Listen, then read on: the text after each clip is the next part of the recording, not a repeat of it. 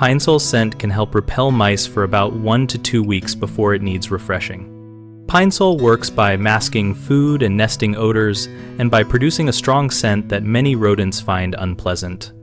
Use undiluted Pine Sol on cotton balls or rags for maximum scent hold. Saturate but avoid dripping, then place them where mice travel, such as along baseboards, behind appliances, and in cupboards.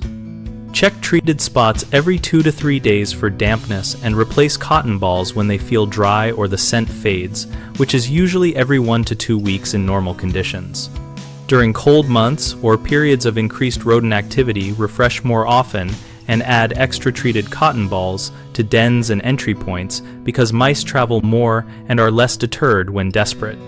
For prolonged scent release, soak small stones or activated charcoal in diluted Pine Sol, let them dry, then tuck them into voids. They release scent more slowly than cotton. Always wear gloves when handling concentrated cleaner and avoid placing it where pets or children can access it.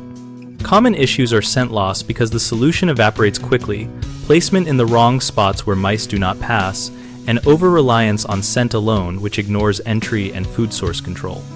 If the scent disappears, replace cotton balls every 1 to 2 weeks and monitor with your nose or by noting renewed droppings.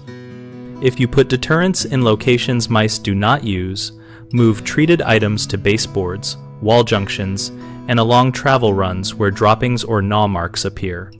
If you rely only on scent, pair Pine Sol with sealing gaps, removing food and nesting materials, and using traps or other control methods for an integrated approach.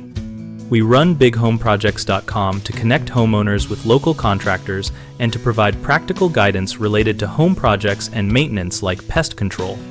Our site also hosts a discussion community where we share experiences, ask questions, and help each other find work or hire for projects.